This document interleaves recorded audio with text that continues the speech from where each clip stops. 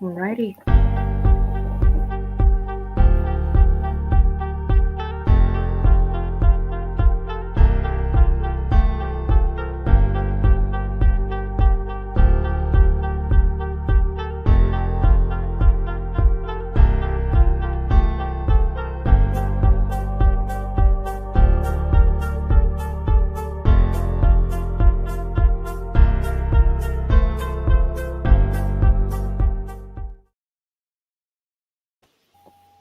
Alrighty. Good evening, everyone.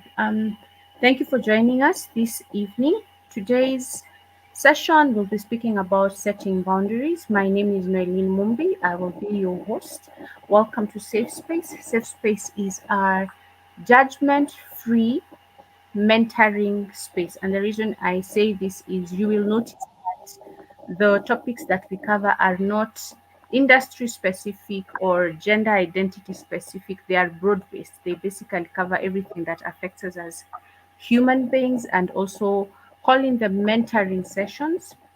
Today, we are joined by Grace Kariuki. She will be speaking to us about boundaries. I'll share a brief introduction of who she is, then we will jump straight right into today's agenda.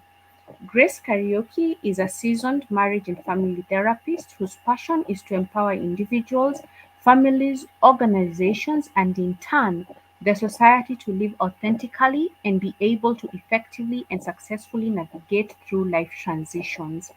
She has been able to live out her passion both in the USA and in Kenya. Her overseas experience has given her a unique edge to relate to and effectively work with individuals, families, and organizations from diverse populations.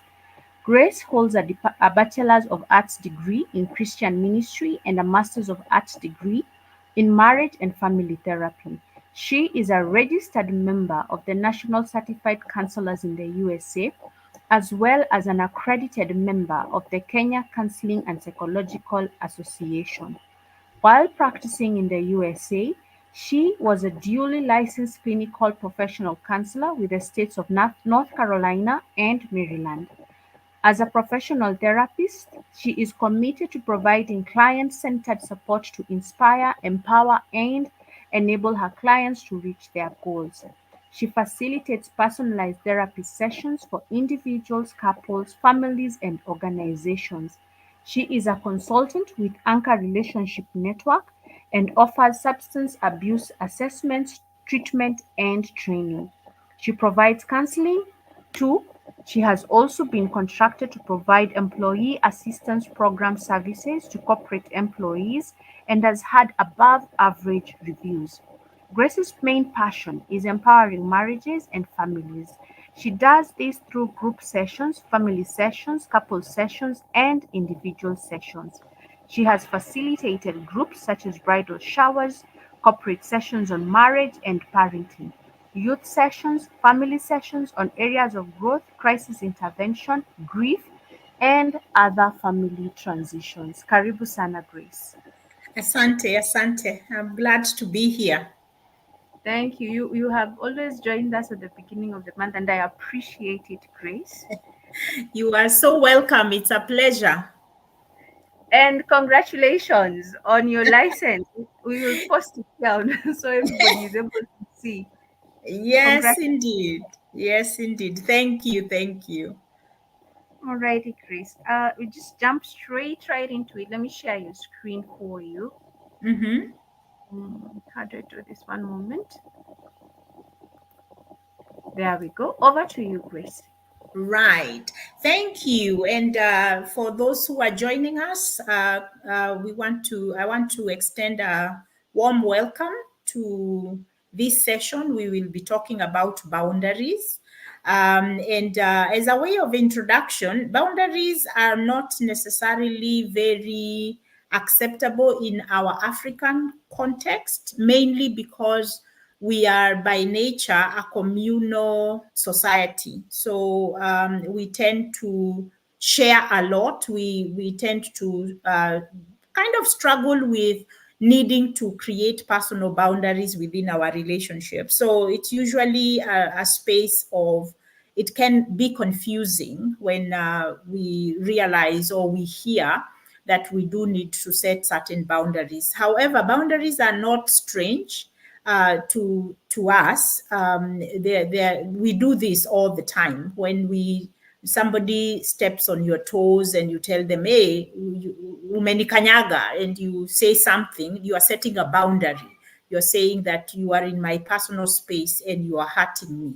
And so we are constantly setting boundaries. When we talk about rules and regulations, we talk about punishing bad behavior, we talk about rewarding good behavior. All those are ways that we are constantly communicating within our environments about boundaries, what is acceptable and what is not acceptable. So for today, I'm going to be speaking more of a kind of give an introduction of what boundaries are.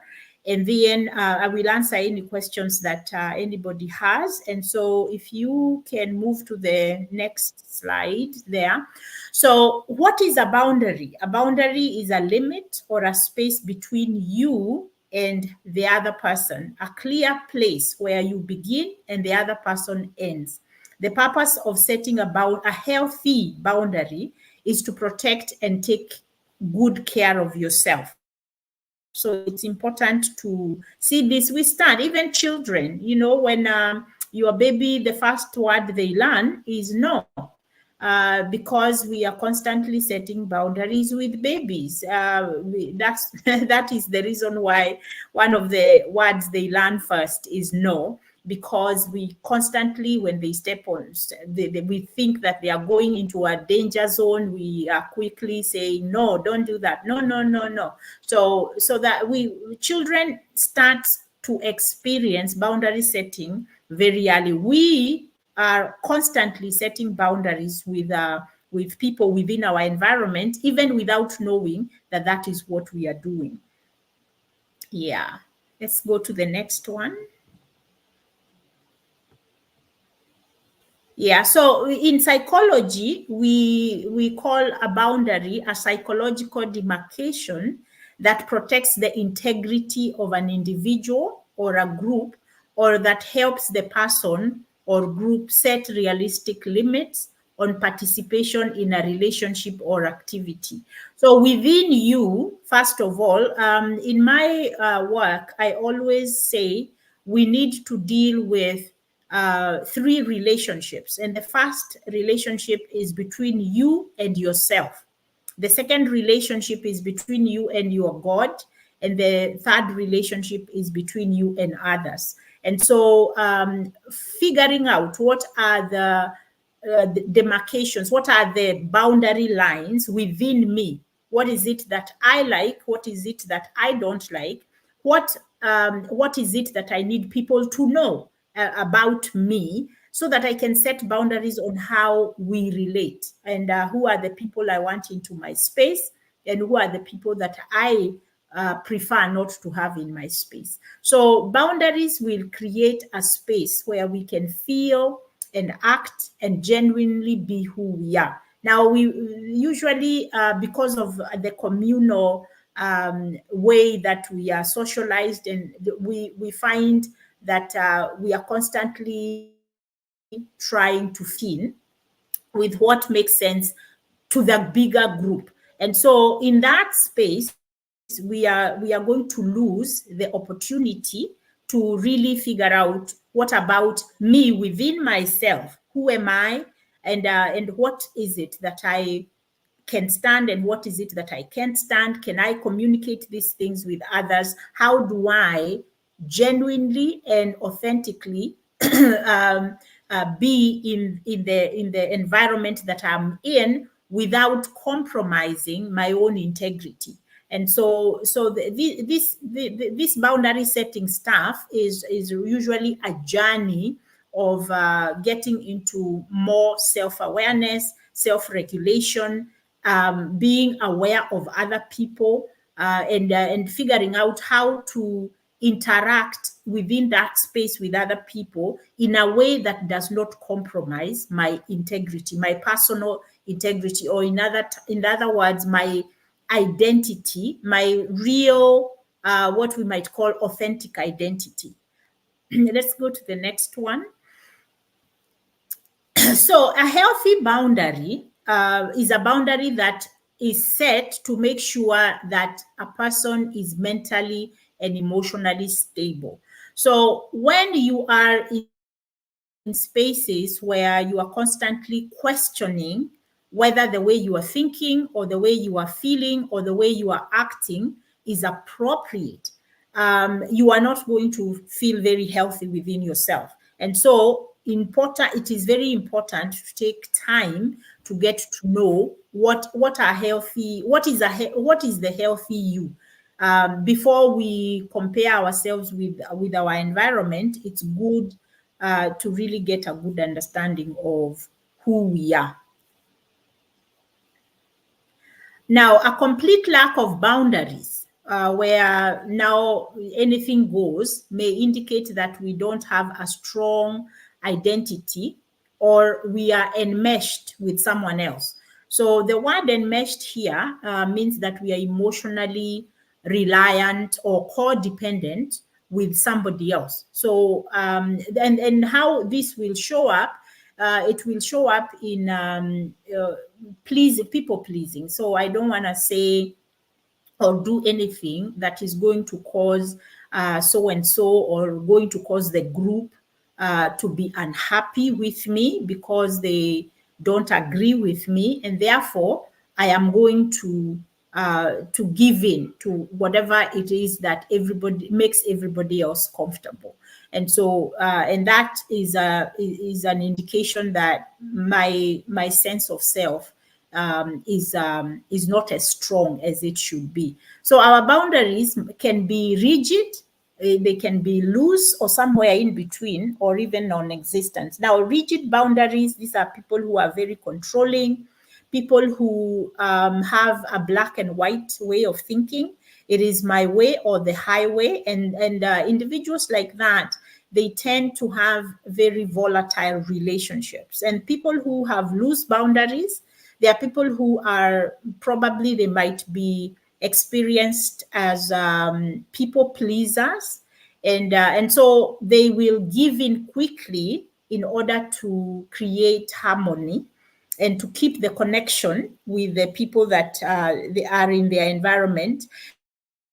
And then we do have people who have healthy boundaries, so they are not afraid to speak up, but then they do it in a way that is empowering to the relationship, but also in a way that is respectful but truthful, so that those relationships can be healthy. And also, of course, we do have people who, whatever makes everybody happy, that's what I go with. And it's important to know where we are. Let's go on. So the issue of boundaries also, it can also be an issue within our makeup, which is your temperament, your personality, can also be part of how you create or maintain boundaries. And we can get into that a little bit more. Healthy boundaries help establish your identity. It's so important, so very important for you to take a journey of understanding who you are. And discovering your identity means that you do need to be in a space where you allow yourself to explore who you are. So I myself, I do have a program that I do, one-on-one, in terms of, it's not in a group, it's usually personal, where we do at least 4 to 6 sessions of who are you. So you do we explore your childhood, where you came from, who your parents are, who raised you, some of the identity issues, like how you look, how you feel about yourself, what you believe about yourself, which is now we are talking about self-esteem and self-worth, how you feel about yourself, how you see about how you see yourself, how you see yourself, that is self-esteem. How you value yourself is your self-worth. What you believe about you is your self-worth. And so if you are able to identify who am I really, then you can be able to set healthy boundaries. But before you know who you are, you will find yourself struggling a lot with boundaries. They are either very rigid or they are very loose, or maybe they don't exist. So healthy boundaries help people define their individuality and can help people indicate what they will and will not hold themselves responsible for. Now, here it comes to issues of accountability, holding other people accountable, but also holding yourself accountable in terms of refusing to take responsibility for things that you didn't do, things that are not your responsibility. A lot of us, we take responsibility for other people's mistakes, other people's things other people are supposed to do, and we act is our responsibility. Now, I will tell you that may come from being parentified as a child, where when your siblings didn't do what they are supposed to do, you are the one who was punished, or you are the one who was asked, or you find yourself everywhere you go, people tend to expect you to play the leadership role. And so if things don't go well, you are responsible for the things that didn't go well. Or I usually say, like myself, some of us are empaths. And if you are an empathetic person, you have, deep empathy for others. You try to save people. Like now, a simple example, I'm in class and the teacher asks a question and everybody is quiet, and I feel compassion or empathy for the teacher, and I feel obligated to put my hand up and answer the question. So those are some of the ways that that we will find ourselves taking responsibility for somebody else's feelings because we are trying to save them. Healthy boundaries help people make decisions based on what is best for them, not just the people around them. Now, this is not selfishness. So we would have to, and that is why I really encourage people to go through personal discovery process, because so that we can figure out, are you irrationally judging yourself as being selfish because you don't want to make other people uncomfortable. So as long as you're thinking that your boundaries will make people uncomfortable, and then it will make you a selfish person. If you are a Christian, you will start saying that that is not showing love, that is not being gracious. When you start to judge yourself like that, then that means that you will not have healthy boundaries, because already within you, you haven't defined who you are and who other people are, where you start and where they end, so that you can be able to communicate with them, plus also interact with them in a healthier way. Yeah.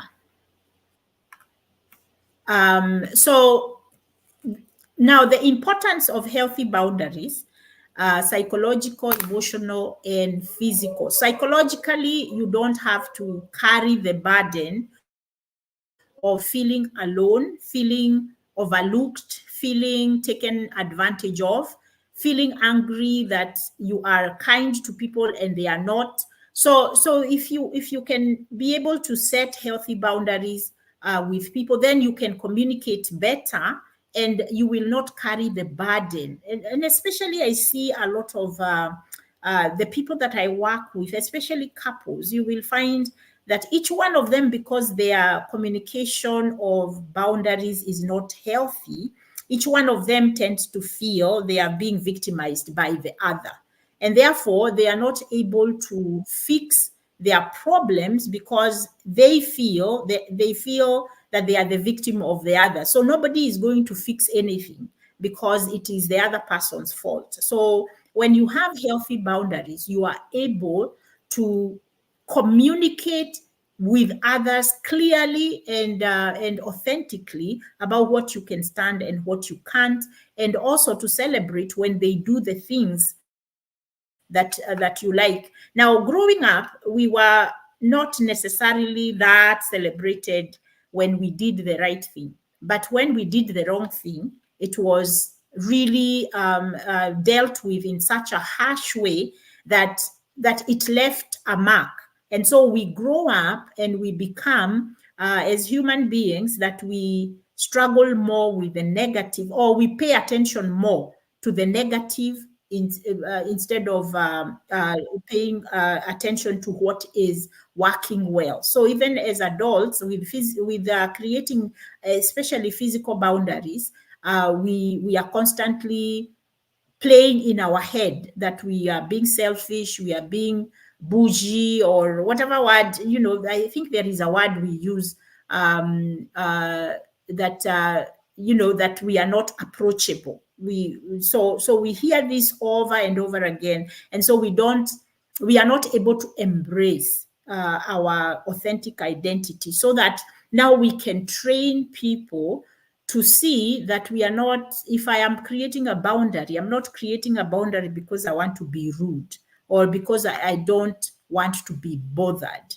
That I need to be able to speak in a way that when I create a boundary with you, I'm not rejecting you, I'm not abandoning you. In fact, what I'm doing, I am creating a safer space for me and you to exist.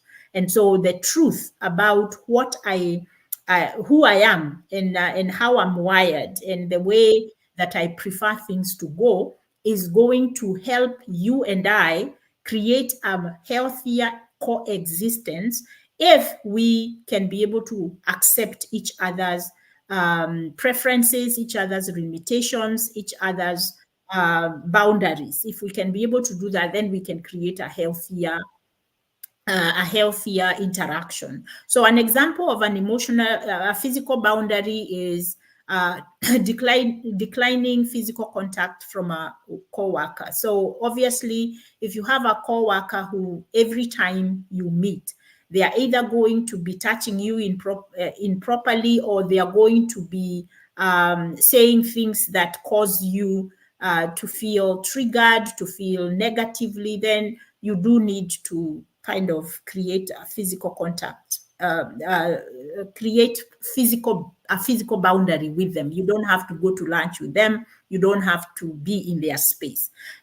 Emotional boundary, asking that same coworker not to make unreasonable demands on your time or emotions. There are times when you are at the workplace and there is this person who constantly keeps coming and asking you to do something for them, and you are afraid to say no. So you would need to work on that to explore, why am I afraid to say no? Let's go to the next slide. So the advantages of healthy boundaries is good mental health. Like I said, you are going to feel much more. You are not carrying a burden within your mind. You are able to communicate what you need and what other people need to know about you. You're not hiding and pretending that everything is okay. The thing is, once we are authentic and we are expressing how we are experiencing another person's behavior, we can influence their behavior to be different. The way that they interact with you is going to be different. Just think about it. Every one of us, I'm sure, through our lifetime, we have examples, or even one example of a person that you spoke up to and they change their behavior. In fact, you thought they just enjoy bullying you or being the way they are. The moment you spoke about your feeling, your true feeling about their behavior, you saw the surprise on their mind, on their face, but you also saw a change of behavior. So allow yourself, like we normally say, that you train people on how they are going to treat you by communicating what is appropriate and what is not appropriate. Then, of course, the good emotional health. Then developed autonomy is where you break away from group mentality. You break away from relying on others' approval in order for you to feel good about yourself. When you stand out, because you are creating specific boundaries about how people should treat you and how you are treating other people, what you do, you increase your feeling of liberty. You increase your feeling of independence, because autonomy means that I have my own agency. I'm my own agent. I'm not relying on other people. Now, some of us, when we are in our 20s, when we were in our 20s, we relied upon on our peer group. As you know, we needed to make a decision. We called everyone. We sat around and talked about the decision, and we relied on other people telling us what they think we should do. Now, as we continue to grow and we come into our 30s, developmentally we get into a space where now we can make decisions without really needing somebody else to tell us what is right or wrong. Now, if we are in our 30s and we are still depending on other people to tell us what to do, or we want to do something and we are afraid to do it because we don't want to be judged or criticized, then we know we have a problem and we need to go through personal development counseling so that we can break away from that enmeshment, that codependency on other people's opinion, on other people's approval, so that we can be able to set boundaries, not only on ourselves. I need to set a boundary on myself and be able to say, Grace, you are grown now. You don't need to keep going back for other people to tell you whether you are doing the right thing or not. You can be able to make a decision. You need to sit down, problem solve, and allow yourself to make that decision. And you will be surprised at how much you are able to make that decision. Now, one of the emotional boundaries that we need to create for ourselves is that boundary of over relying on others. We give a lot of control to other people.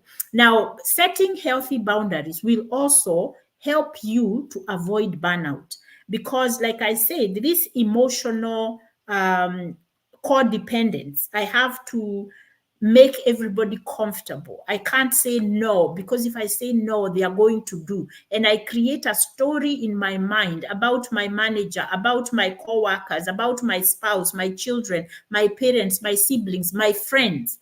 Eventually, by the time you are 35, you're going to be so tired that there will be some sort of either mental, psychological burnout, where now you are going to just find yourself wanting to get out of people's lives. You want to hide. Some people want to run away, and it can go to the extremes of suicidal ideation and suicidal attempt, because we are feeling we cannot set boundaries, and therefore we have no other way except just escape from this life.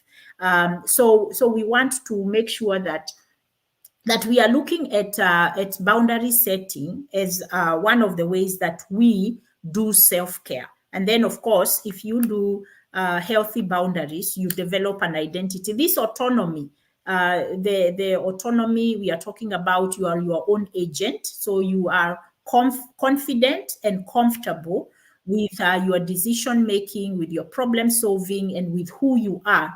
And then the identity is going to come out of that. There will be what we might call a steadiness or a contentment in who you are. And even when you are in a space where you are frazzled by a person, it doesn't go into your identity. It doesn't go into, I'm such a loser, oh, I can't speak up, oh, I can't do. You don't feel helpless and powerless. You are able to say, well, right now I am feeling very overwhelmed, but I just need an hour to regroup and to bring down my adrenaline levels, to bring down my cortisol, stress hormones levels, and then I will get into a space where I can handle this objectively. So while I am in the overwhelm, I need to create a boundary on myself where I say, I'm not going to say anything. It's not an emergency. But if it is an emergency, then I need to do my breathing. I need to do all that to reduce the adrenaline levels so that I can be able to speak up where I need to speak up. But if it's something that can wait, I do need to breathe in, breathe out, allow myself some time to think through how I'm going to manage that. Now, for those of us who are avoiders of conflict, this can be also very difficult to create boundaries, because when we are able to avoid the confrontation or the conflict, we feel safe.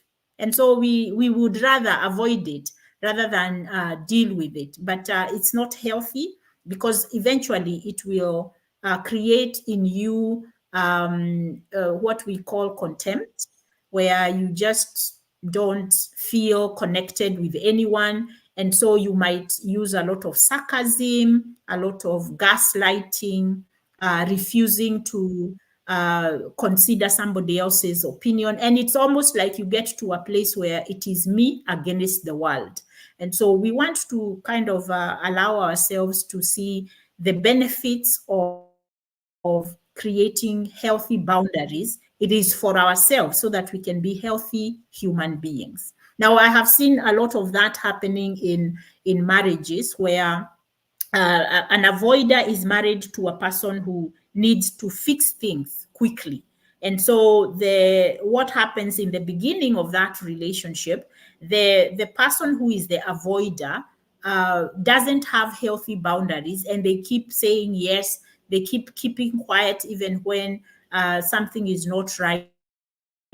They keep giving in and giving in and giving in. And eventually, 5 years into that relationship, they are going to get so tired. They are going to feel discouraged. They are going to feel disillusioned. They are going to feel disappointed. And eventually, the bitterness will start to grow in their heart. And the day that they speak up, or the day that they act out, it's going to be so overwhelming to them and to their partner or the family, that it will cause a lot of bad ripple effect in that family. So it is, and their spouse is constantly thinking, this person was not like this. They were so nice, they were so kind, and they are wondering what happened. Kumbe, the issue is the individual had unhealthy boundary setting, boundary. They were not setting any boundaries, and therefore they just went and got into this space that we are calling burnout, where I can't give anymore. I don't have anything else to give. And it's because they were not living their authentic life.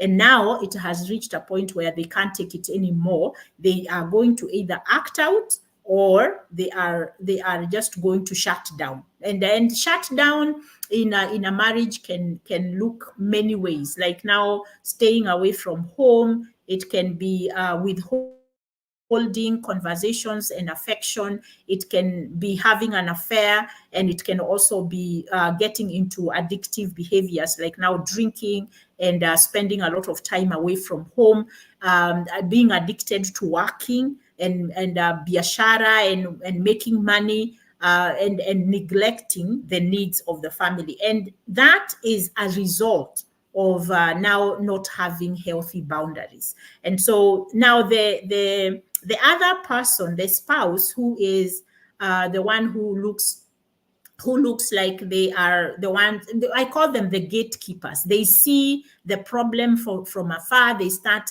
wanting to fix it, while their spouse is trying to avoid. And so they tell each other, why do you like looking for problems where there are none?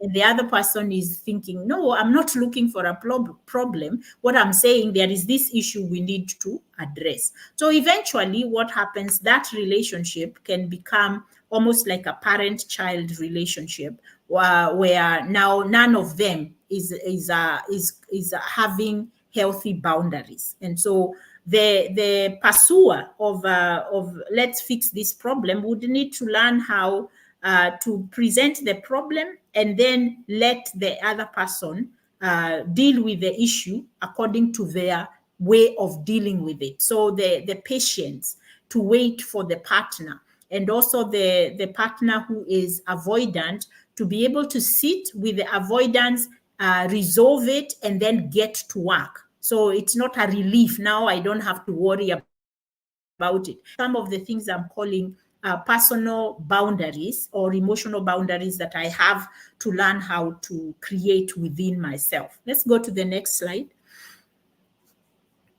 Now, healthy boundaries are a crucial component of self-care.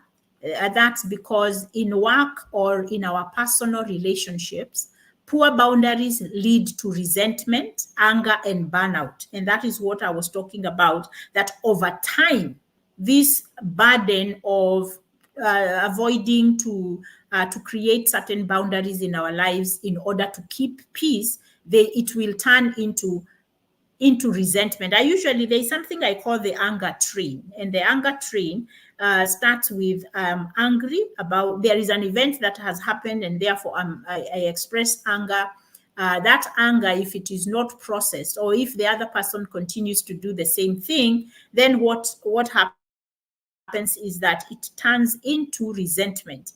And over time, resentment will turn into bitterness. Now, once we enter the space of bitterness, the way that we perceive the person, whether it is your spouse, your workmate, whoever, the way we perceive them is going to be negative.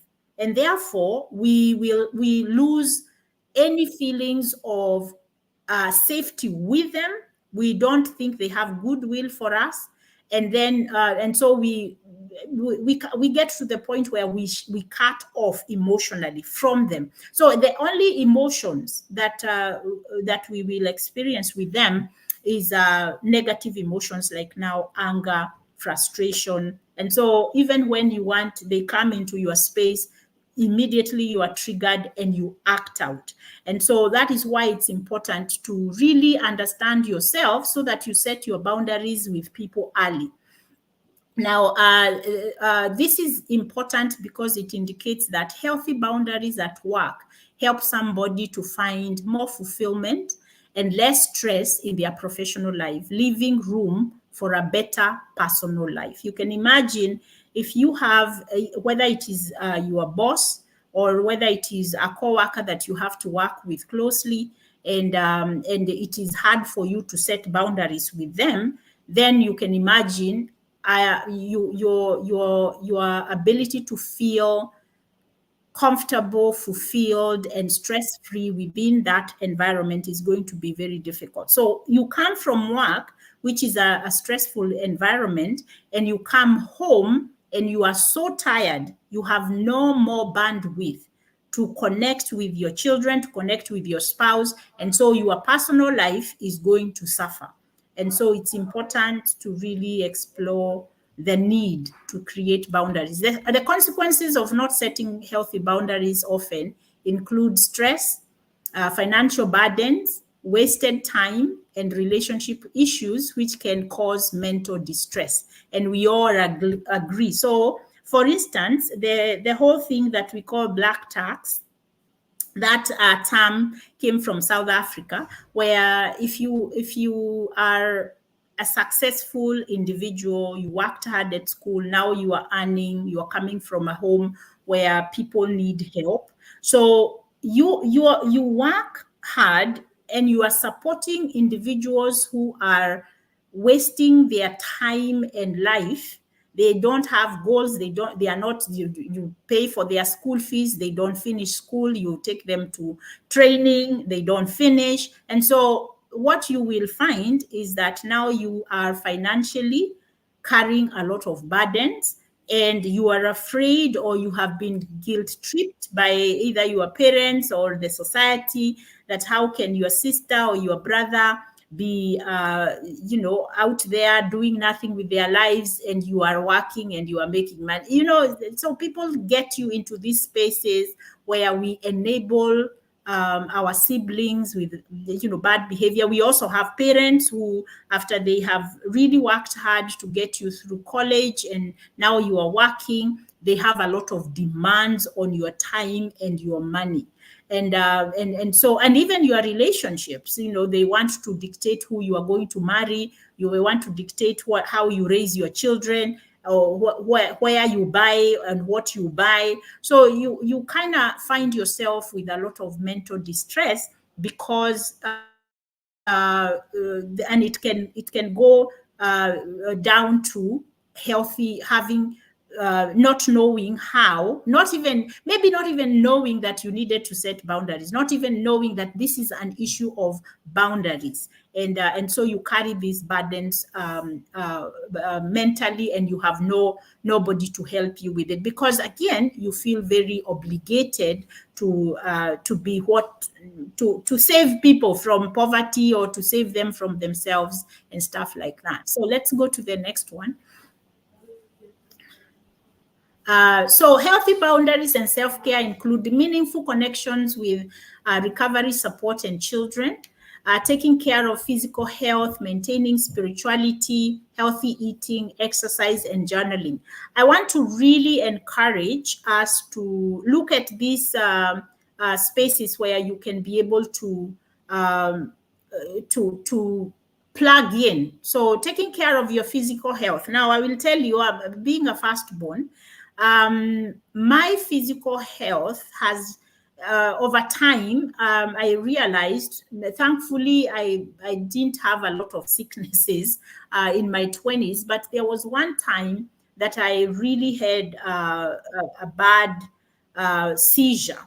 And the seizure that I had was because of burnout, because I was carrying too many burdens. I think I was probably about 26 then. And the doctor just told me, Grace, they did all kinds of tests and they realized um, it wasn't anything physical, that it was very stress related. And why? Because I wasn't taking care of myself, and I was busy. I was busy in the church, so giving a lot of my time to the church. I was busy taking care, financially taking care of my family, my mom and my siblings, and not only financially but mentally and emotionally carrying the burden of what I wanted my siblings to be. And so I was almost like a parent, but I was only 26. So I'm carrying the burden of everyone. I had goals to eradicate poverty from my family. And so a lot of time, what even giving to the church, which was in a way it was part of self-care, but again I was overdoing, and therefore there was no time for me to take care of myself in terms of healthy eating, in terms of mental wellness, releasing the burdens that I was carrying within my mind. When we are having negative thoughts, a lot of stress, a lot of feelings of loss of control, powerlessness, and helplessness, our mental wellness is not going to be okay. And therefore, some of these things I needed. I remember the doctor telling me, you need to stop worrying about too many things.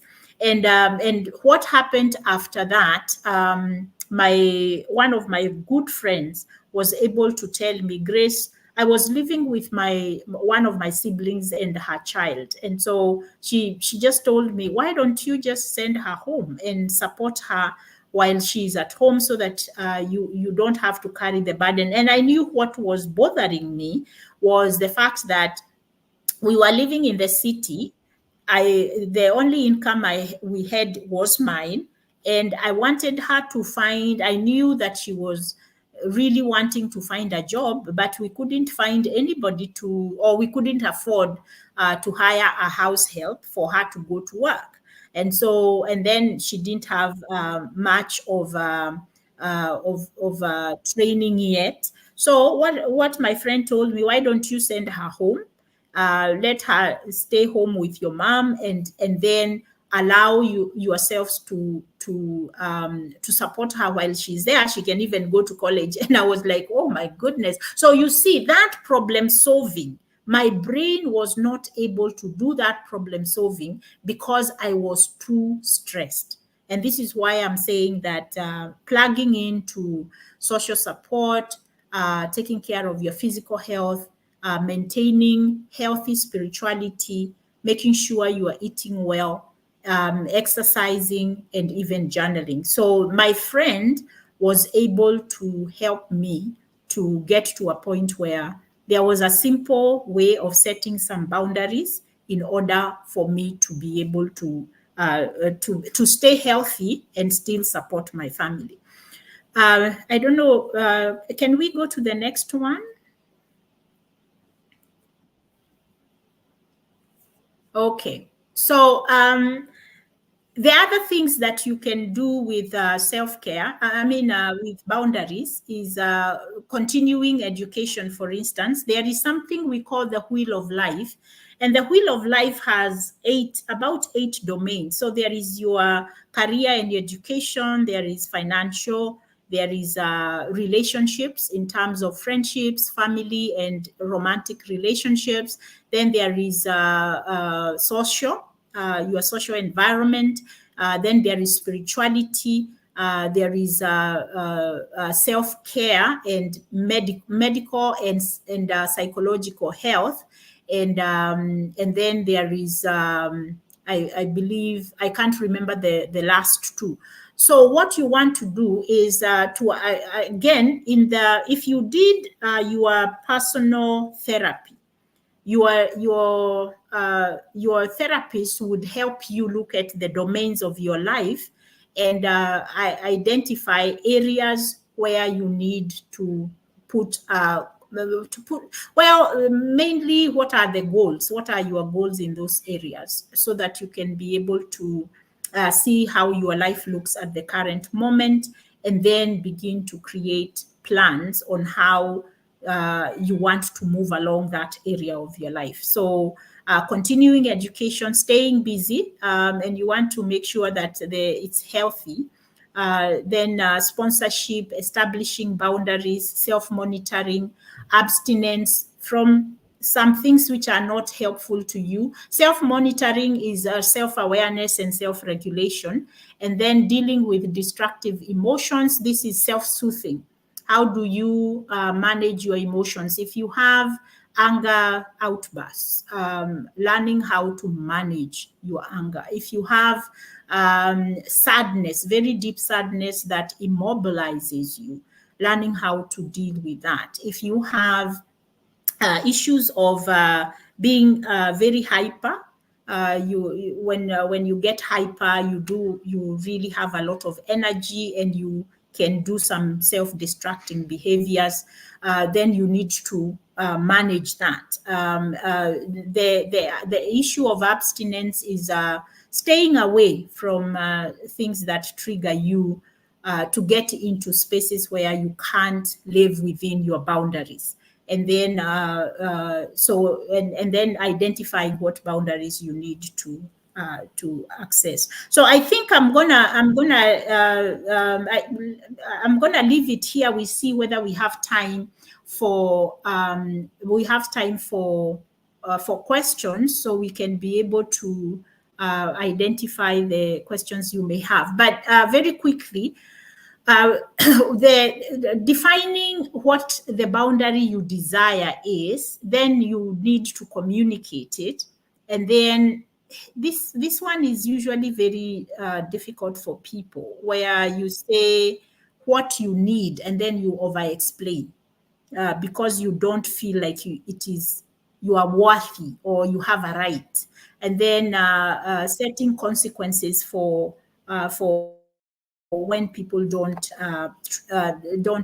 keep your boundaries, and saying, why it is important for them to do that. Now, most of the time, people are afraid to do that because they have already created a mental narrative that they will not be listened to, and that is rooted in experiences from the past. That's why a personal journey of self-discovery, self-awareness, self-regulation. And now self-regulation is usually the skill. Once you have discovered who you are, once you have discovered what it is that you need to work on, then the self-regulation, self-soothing, and also communicating becomes the skill set that you're going to work on. Yeah. Next slide, please. Okay. Now, when one person is in control of another, love cannot grow deeply and fully as there is no freedom. Now, this is from the book Boundaries by Dr. Cloud and Townsend, and you can find it online.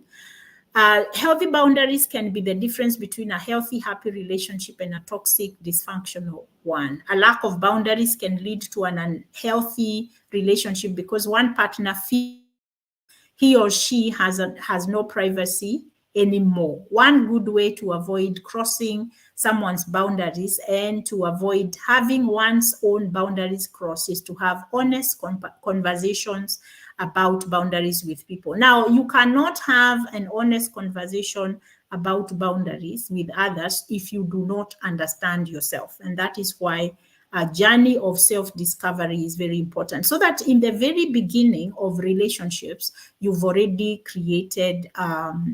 spoken to people what you expect. I remember myself, and we can go to the next slide while I share an example. I remember in my, I think I must have been 31 or 32. I got to a place where I sat down and wrote what my boundaries in relationships were, my preferences, and the things that I could not stand. It was very important for me. Then, when I entered into a relationship, I watched for those things that I cannot stand. I watched for those things that I needed. And I didn't have to tell anybody. I don't even have to ask. You know, this question that people ask: what kind of a man are you looking for? What kind of a woman are you looking for? I don't need to ask you that. And I don't need to tell you what kind of a man I'm looking for. Because if I do that, you might, kind of be that person because you don't want to lose me. So what I did once I had created my own boundaries. What is it that? What are my preferences? And from my experience, what are the things that I have experienced that have brought me pain? And I want to avoid that. I want to correct that. And so I created a list of who I am as a relationship person. If it was at the workplace, I did the same thing. When people do such and such, this is how I feel. And I struggle with setting boundaries with them. And why? What am I afraid of? That if I set boundaries, what will happen? And I started to look at the four fears that we all have: the fear of rejection and abandonment, the fear of punishment, the fear of shame, and the other fear is the fear of failure. And so I would, in every, because usually you just have maybe two or three people in your life that you struggle with setting boundaries with. And so that is what I would do. I kind of identified, this is the person I cannot set a boundary with because I'm afraid. And what am I afraid of? Those four things: punishment, abandonment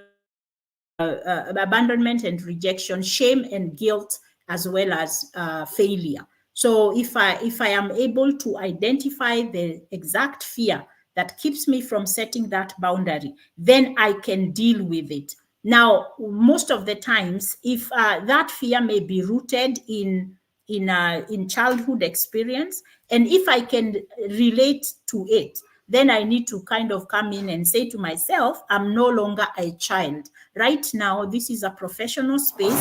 There is no punishment. What's the worst that could happen? Nothing really. It's just that they will be unhappy, they will be disappointed, but they are not going to punish me. And so I need to get to a place where I normalize setting boundaries, because the more I speak about my boundaries, the more people understand me and the more they know how to deal with me. And that means that I will be able to create healthy boundaries and healthy relationships with the people that I am with. So if there is a fear of setting boundaries, I need to go through my own personal journey of discovery so that I can deal with those specific fears. Back to you, Noeli. Thank you. Thank you so much, Grace, for taking us through the session on how to set boundaries. And I think you've touched quite a bit on some of the struggle areas that we all go through: setting boundaries with family members, setting boundaries at work, setting boundaries with parents, setting boundaries even with ourselves. One of the questions that has come through is, how about when the person you'd like to settle the conflict with just isn't open to considering your perspective? What do you do then? Right. Now, when you have someone that is not open to accept your opinion or your perspective, stop fighting with them, because there is no there is no benefit to it, because it just makes you um, much more distressed and much more frustrated. What I normally say, sit back and ask yourself, why is it important for this person to accept your perspective? First of all, start there. Now, if it is a spouse, then the reason why he needs or she needs to accept my perspective is because they are my partner in life. If they don't accept my perspective, we cannot survive. And so start there. Now, once you have identified the reason why it's important for them, then ask yourself, in the time that you have been in relationship with this person, how have you survived? Because unless it is a new behavior, if it is an old behavior, then you need to ask yourself, how have I survived? Now, the other thing that you need to ask yourself also, when you say they are unable to accept your perspective, could it be also they feel that you are also unable to accept their perspective? So you kind of go through a process of figuring out what is the real issue here. What are we looking at? So that if you are two cholerics, you will not be able to accept each other's opinion or perspective, because each one of you wants to come out as the winner. Now, the thing is, if you are not a choleric and the person who is not accepting your perspective is the choleric, you do need to get to a point where you refuse to get into the drama of words and allow yourself to be quote unquote wrong, because you know yourselves that you are not wrong. Now, if it is a decision that needs to be made, and it's a spouse, then what I normally say is that look and see whether that is the way that you guys have been, and look at the exceptions. When is it that you are usually able to agree on something, and so that you can repeat the spaces where you have been able to do it. Usually, the wanting for somebody else to accept your perspective is one of the things that you can't win, because if the person has refused, just I usually tell people, do a process of letting it go. Unless it's if it is something of life and death, then you completely avoid that person. Usually when it comes to that, it's not an easy, there is no clear answer to it. It's a process of you allowing yourself to believe in your truth and giving up the right for that particular individual to accept you. You can, maybe there are two or three others who accept your opinion or your perspective. Go with those, and then allow yourself to accept that this person will not, may never accept my perspective. I hope that makes sense. It's a simple way to answer. Yes, Grace, yes, it does. Thank you for answering that. And I think one powerful thing you've said is we need to come to the point where we realize this person is unlikely to see my point of view, in as much as what I'm doing is in my own best interests. And how do I just start letting go of it? Because that becomes a whole other battle Mm, of get the other person to see your point of view. yeah. Another question, Grace, is how can I effectively communicate my boundaries without causing conflict or misunderstanding? And for us, like, if I will just add to this, in the African context, you don't walk away with a curse because you've set a boundary with your parents. Uh, now, the thing is that there is something that I always tell people. If you set a boundary, please stop expecting people to accept it. Chances are they will fight it because remember, they have been comfortable with the way things are. Now, when you change up on them, then they are going to react. It's the norm of systems. When one component of the system moves, then the system goes into crisis. So the thing of fearing that you will be cast, please sit with it and explore what will that curse be. You can even communicate with your parent that now that I have said I will no longer do such and such, I am afraid that you are going to leave a curse. And sometimes it's good to tell people what you are afraid of so that they can clarify for you whether they will do it or not. But then you also need to ask yourself, so if there is a curse that is, what are the perimeters of living curses? What are they? How do they look like? Because sometimes we tend to think that we have this belief systems that keep us in bondage. Now, curses for me, they are both cultural and spiritual. So if you're thinking that they are going to leave a curse because of cultural beliefs, then figure out, in order to break that, go and do research in order for this curse to be broken. If it ever happens, then what normally is needed to be done? If it is spiritual, then you know very well that according to Colossians, I think it's Colossians 2:15, if you're a Christian, it says that when Jesus died, he erased everything that had ever been written against us. So this issue of somebody leaving a curse, and you are a believer, I want to restore your faith and tell you that there is nothing that Jesus left on the table. As long as you are not doing something that is sinful, something that is disrespectful, there is no curse that is going to touch on your life.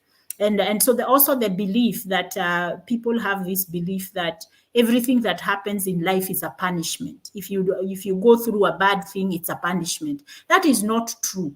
And we need to change those mindsets and allow ourselves to set the appropriate boundaries. I usually say that you do need to be appropriately communicating your boundaries, even with your parent. It's important to be able to say, I am sorry, mom, but this one I have really decided I'm not going to do it anymore. And I know you are very upset, mom. I know this doesn't make you happy, but I promise you that you know very well I would never do anything to harm you. But for now, this is very important, and I need for you to respect it. You know, you never asked me for anything, and I never. So let them throw their temper tantrum, but do not move the boundary. If you move the boundary, then you communicate to them that it was not important after all. This fear of being cast, please explore it and figure it out. Is it cultural or is it spiritual? If it is spiritual, there is remedy for that. If it is cultural, then figure out what that looks like. You see, don't just act on things because you had them.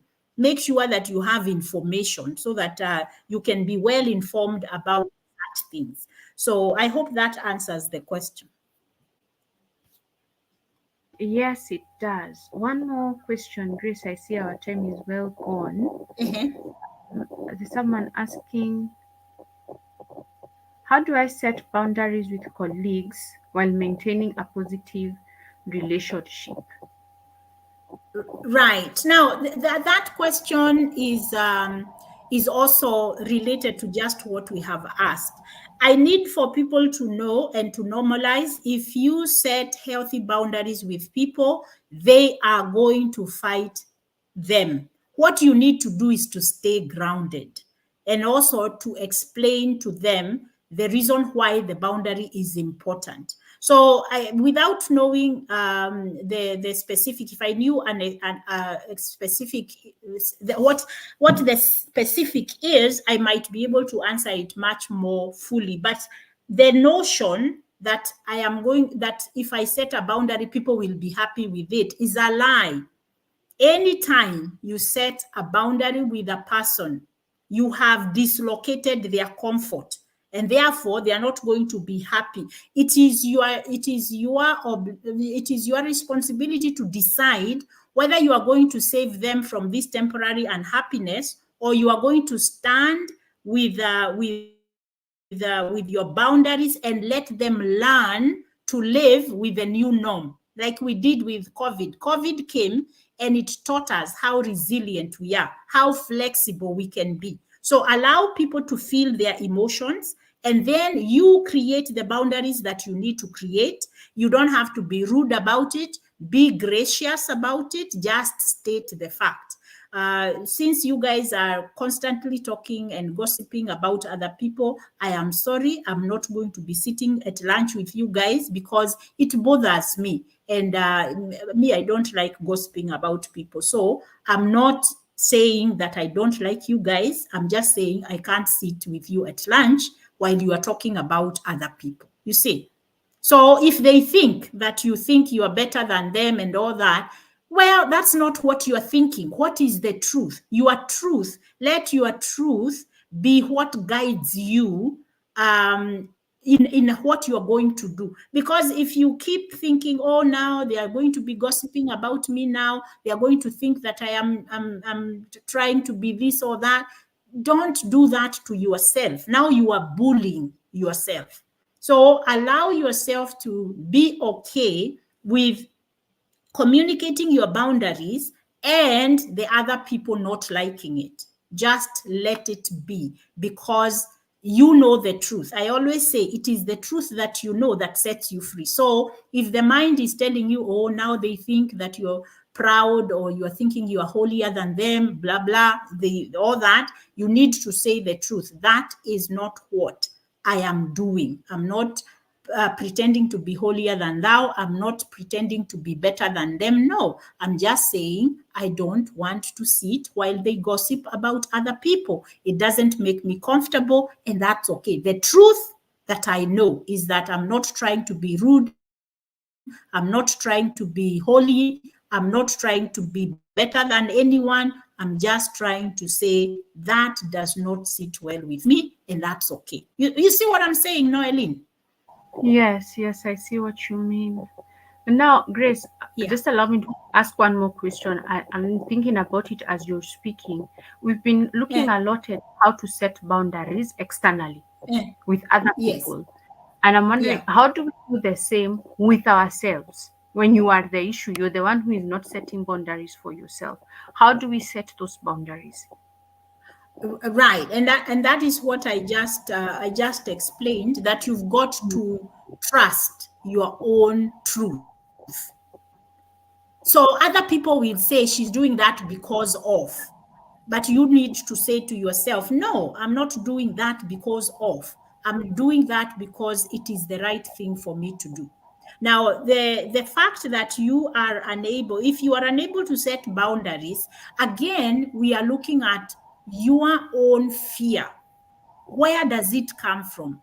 What is it that you are afraid? If you set boundaries with people, what is it that you are afraid will happen? So again, we go back to the four fears. Am I afraid that I'll be punished? At the workplace, if I decide that I'm not going to hang out with my workmates because I don't like what they do and what they talk about, or I decide that I'm no longer going to be taking work that is not mine. I used to be like that everybody knew I'm kind, I'm going to work over and help them out. But now I'm realizing I'm getting burnout. So I'm going to say no.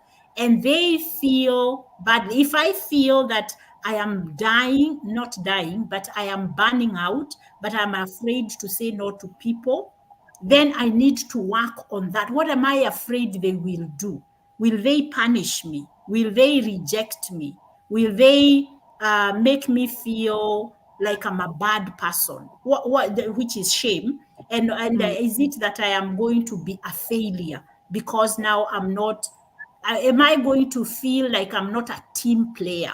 So all these things, let me do a journey of getting to know myself, get rid of these fears because they are irrational fears. Now, irrational fears are rooted in reality.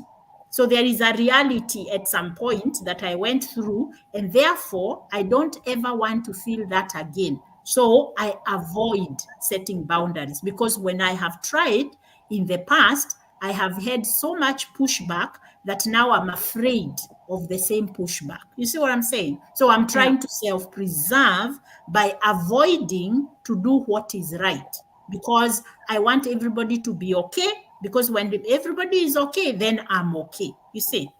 But Mm-hmm. really, that is not healthy, because then that means that I'm rejecting my true self in order for other people to be okay, in order for me to feel safe with them. But you see, the thing is, I am acting out of the past. I'm not acting. So here, so let's say, for instance, it was John 5 years ago, or it was my parents way, way back then, who used to, anytime I would say what I prefer, I would be punished. But now I am 36, and I am dealing with Wairimu, who is in front of me right now. I need to look at Wairimu and ask, what am I predicting she's going to do if I create a boundary with her? You see? So I bring it to the present moment, and I depart from being a small child who has reverted to being afraid to be punished by the parent, or I stop being the 20-year-old who was humiliated by John, and now I am here at 36, present moment. And whoever is in front of me is Wairimo. And the way I know Wairimo, let me have a conversation with myself why I think Wairimo will humiliate me like I was humiliated, or punish me like I was punished in the past. I hope it makes sense. It does. It absolutely does. Yes. And as you're speaking, it's generated one more question that I want to ask before I Uh-huh. take up through how to book a session with you. I want to do it during the live. Yes. And the question that is being asked is, how does one start a self discovery journey? Okay. Now, so you can invest in a therapy process, right? So basically, if you go to a therapist and you just tell them, I want to do personal development. If you come to me myself, I have 6 sessions. It will cost you anywhere between 25 and 30,000, because it's my sessions are usually 5,000 per session. So you can either plan to do that and come to me. I will take you through the process. If you don't want to do a therapy session, do you want to do this through therapy, just do journaling, write your life story, and explore. There is so much information online that you can follow, and write about yourself, what you experienced during your first 15 years of life, how those experiences changed you, or caused you to be who you are. And then look at your current fears that you have right now, your fears of the future, your regret of the past, your spaces that you feel shame about, things that you wish you had done differently. Look at just how have you experienced life between 15 and 25. What happened in your life? Look at those areas of your life. I went to college, or I got pregnant, or I made a girl pregnant, and then we started a marriage very early. We had not planned. Whatever it is that happened, you identify what that looks like, and then you go 25 to 30 or to 35, wherever you are, and then allow yourself to explore that. You look at your personal life, you look at your career life. Are you where you wanted to be at this age? Do you have a goal? Do you have goals for your career? Do you have goals for your personal life? What are the things that you wish you had done and you haven't done right now? So that is the process of self discovery. What you can also do, you can engage yourself with programs, the group programs like now Alabastron and others. And I usually say, if you have the money to pay for Alabastron, maybe that money, before you do Alabastron, do some personal therapy, because it's about the same amount, and do some personal therapy so that you do a personalized journey where you are able to really deal with your personal issues and with the guide of a therapist so that you can heal.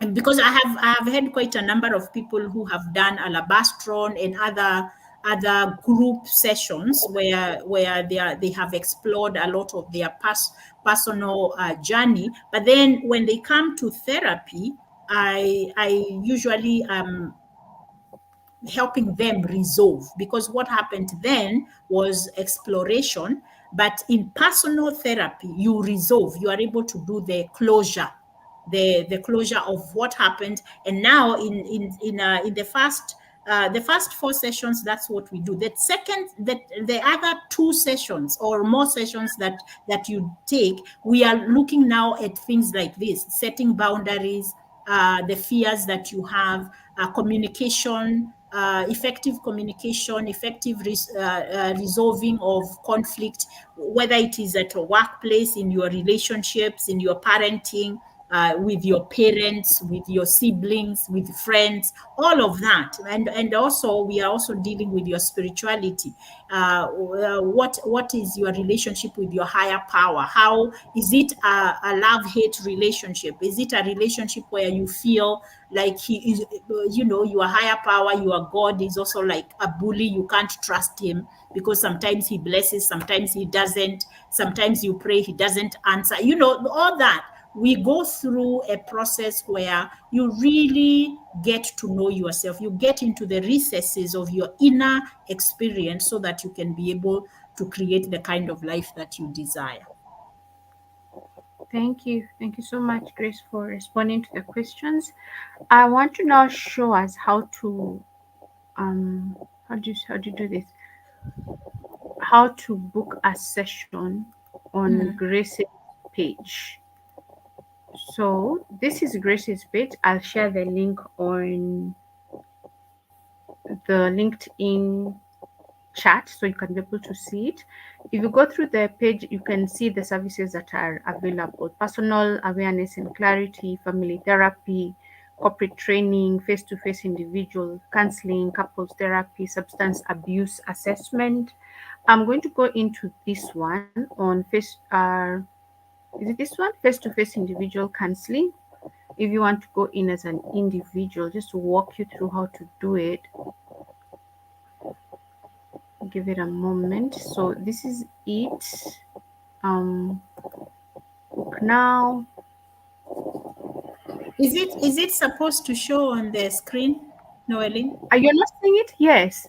No, I'm not seeing it. Oh, let me see. Just let me know as soon as you're able to see it, if you see it at all, that is. Yeah, okay. Mm, Thank you for notifying me. I was not aware you're not being able to see it. Ah, Okay, there there. it is. Okay, so I'll just start again because I left you behind for a bit. So under services, I'll book on face-to-face individual counseling. So if you come in here, you say book now,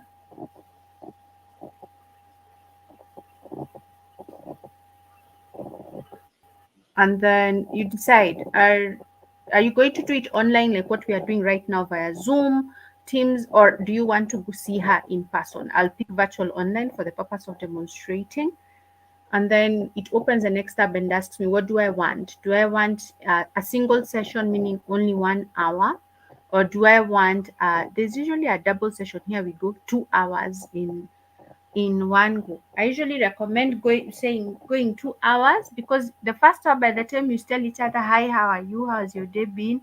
What have you been up to? And then quite a bit of, or maybe that's just me and Grace because we talk a lot during our sessions. But I prefer the double session. And by the this is actually covered by insurance for most companies. You just need to find out if she's on the panel, and if she's not on the panel, there is a process for claiming back the money you spend on therapy. But I'll pick single session for the purpose of demonstration. The therapist, I'll choose Grace. Then it opens for you the calendar, and you get to choose or which day you want. So if it's grayed out of it clearly, like, ooh, can I do that?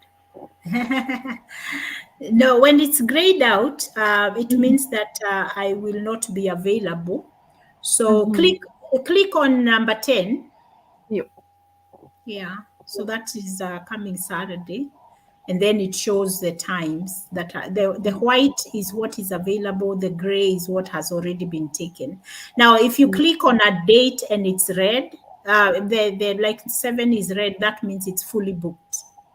Mm, Mm, okay. yeah. So we come back to 10th. I'm not going to submit. I'm just doing this for Right. demonstration purposes. Yes. We Yes. say 2 a.m. Yeah. So just to be clear, right now it looks like this because Grace is outside the country, but she should be Right. back in September, and it Yes. will revert to East African time, and you'll be able to see the hours that she's available. You'd put in your email. A lot of my details are in there. Your name, your phone number, Yes. and your description. If you're Yes. going to her after attending one of these sessions on my page, just let her know you connected with her on Yes. Noeline's profile. Yeah. Yes. And that is actually it. When you book, when you agree to the terms and you submit, you get an email notification that your booking has been done. Yes. And that is it. That's how you do it. Yeah. Right. Yeah. Alrighty. Okay. So, yes, I'll say thank you. Thank you so much for making the time today and for sharing with us. You are And welcome. I look forward to having you back in the country and Yes. having you face to face. And have a fantastic balance. I know it's morning where you are. Have a fantastic balance of day. Yes. And goodbye. We'll catch you on the Thank, next one. thank you. Thank you. And good night. Good night. Oh wait, good day. Good evening. Yes. All right. Bye bye. Bye.